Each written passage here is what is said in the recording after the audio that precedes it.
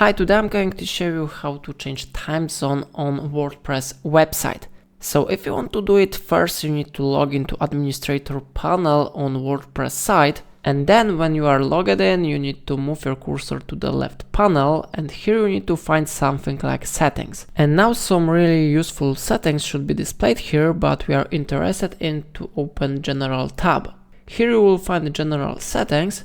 So we need to scroll down and find here time zone settings. On my website it is set to Warsaw, so if I want to change it, I need to click on this one icon with an arrow and I need to select time zone which I want to use. For example, I will scroll up and I will set here maybe Chicago. So how you see Chicago is available here, so I click on it and I need to scroll down, and after that I click on Save Changes button. Now settings have been successfully saved, so if you will scroll down, you can check that Chicago time zone has been successfully set.